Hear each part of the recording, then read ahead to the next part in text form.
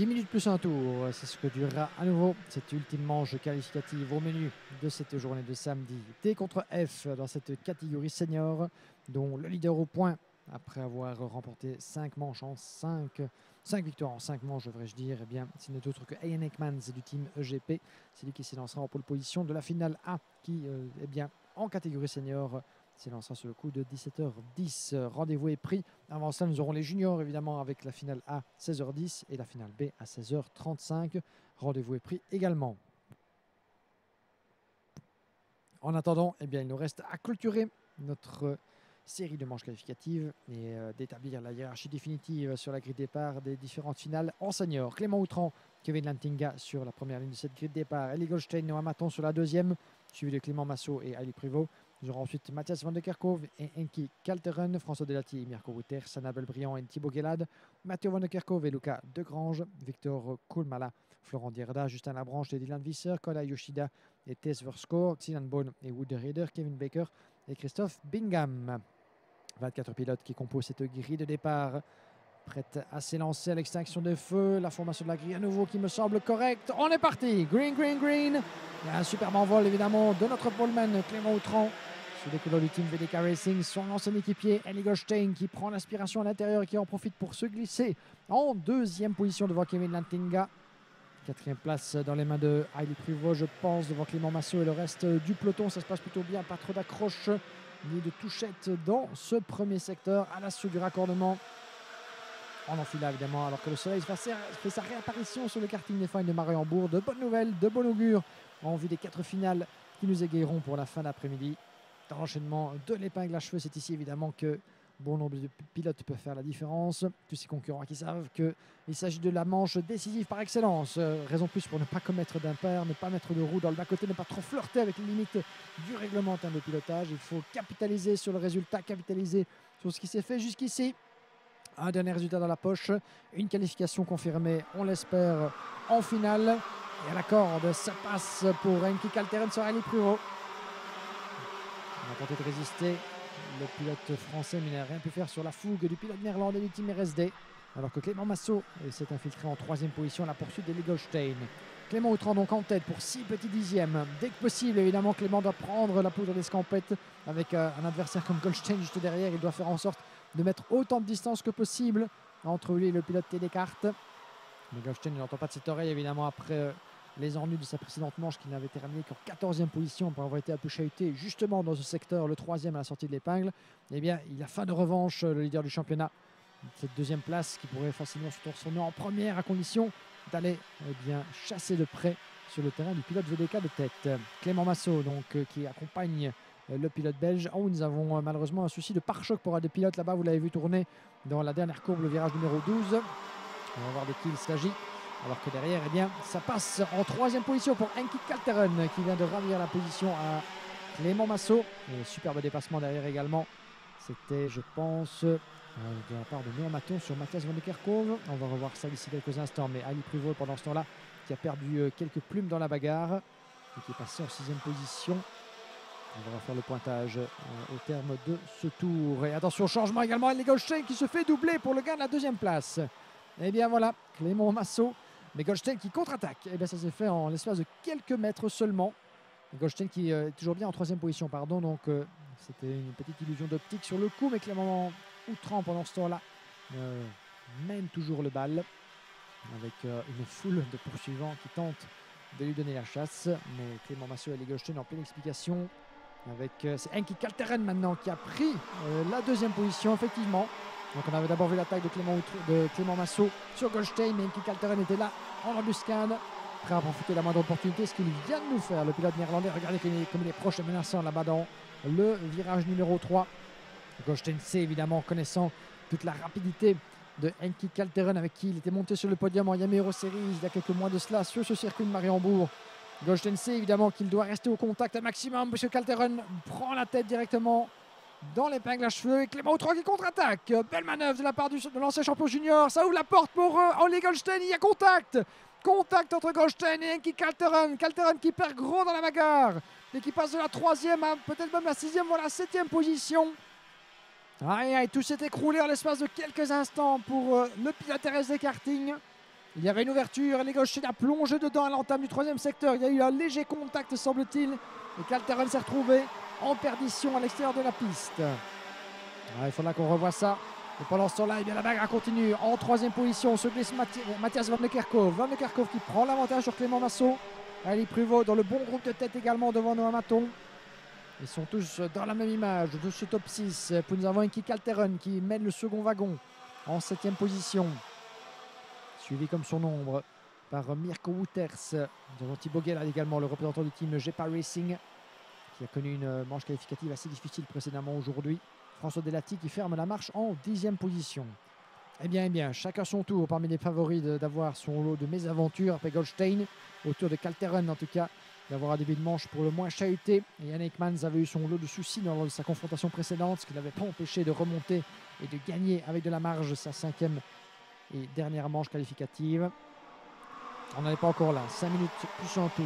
Clément Autran qui défend vaillamment son beefsteak évidemment dans cette manche. Clément Autran n'a pas encore gagné de manche qualificative depuis l'entame de ce week-end. Il est passé à proche en plusieurs occasions, alors qu'Ali Pruvot glisse à la corde de Clément Massot pour la 4e place. Bien joué de la part de Ali Pruvot, le pilote français, qui donc passe devant son compatriote.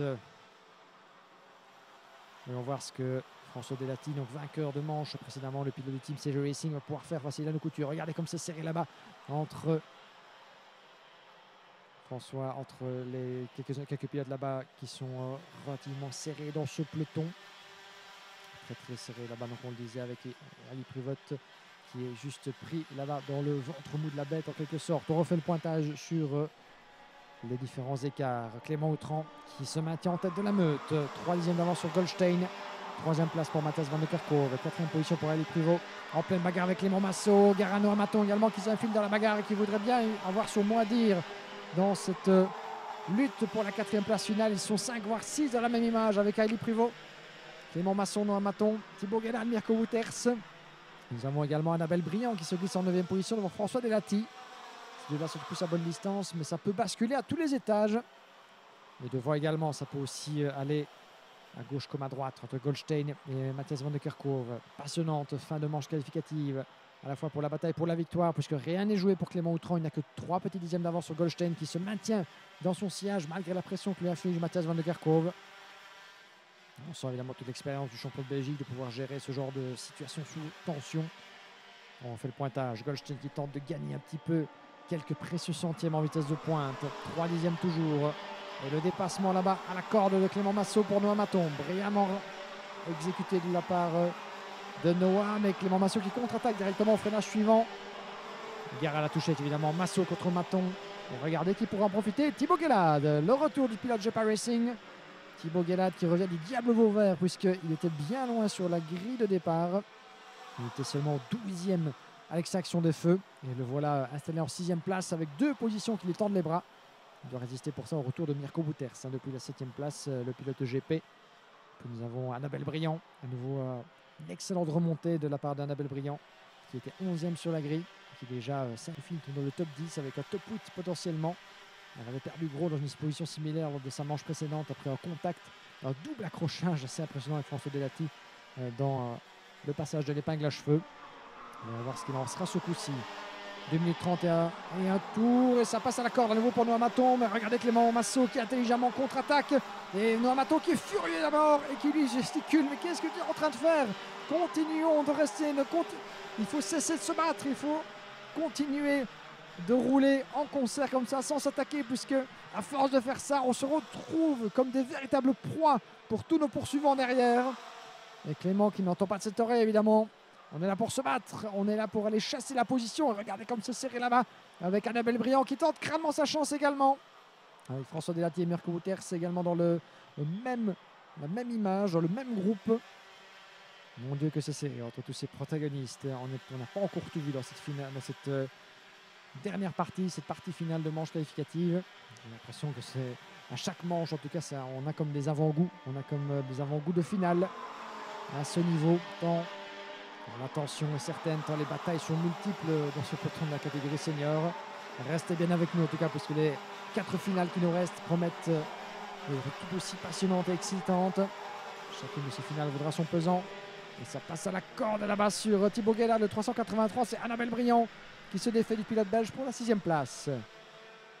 Bien joué de la part d'Annabelle Briand, la pilote néerlandaise. Désormais 6e, Thibaut Guélade qui repasse 7e.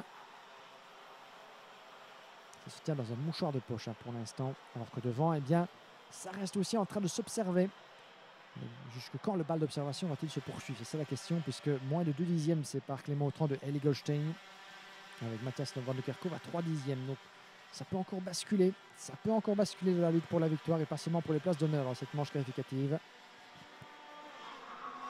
Et on est de retour avec les leaders justement, avec un chrono respectif de 55,5 pour Goldstein, 55,6 pour Clément Autran. Des différences minimes au tour par tour, donc qui pourraient permettre à l'un des deux poursuivants, pourquoi pas, de lancer une attaque, de déstabiliser en tout cas suffisamment le leader pour entrouvrir une porte qui leur permettrait de passer devant. Mais où passer? Il y a plusieurs opportunités évidemment. Celle-ci en est une. L'épingle de l'ancien chemin de fer. Le 3e secteur de l'escargot, plus compliqué, pas impossible, mais beaucoup plus technique et étroit, sous peine de perdre soi-même pas mal de rythme. Le premier virage, évidemment, le premier secteur est propice. On a vu certaines manœuvres, certains moments de bravoure dans le virage de raccordement, le virage 4 sur la gauche, aussi très très rapide, là où l'erreur n'est pas admise. Mais il ne restera qu'un tour pour tenter d'inverser la vapeur pour Ellie Goldstein. À peine plus d'un dixième entre les deux leaders. Ellie Goldstein va-t-il porter son ultime estocade? Ira-t-il conserver ses deuxièmes positions, égaler son meilleur résultat? Forcément pas habitué à le voir chasser une potentielle première victoire après 5 tentatives pour celui qui aura fait des étincelles à nouveau cette saison dans le cadre du championnat de Belgique, mais qui n'a terminé que dans le top 2 des manches des finales depuis l'entame de la compétition à Mariembourg. Il se retrouve dans une position un peu plus esselée au terme des manches qualificatives. Ce sera lui le chasseur et Ian Ekmans le chassé. Où peut-il passer Ellie Goldstein?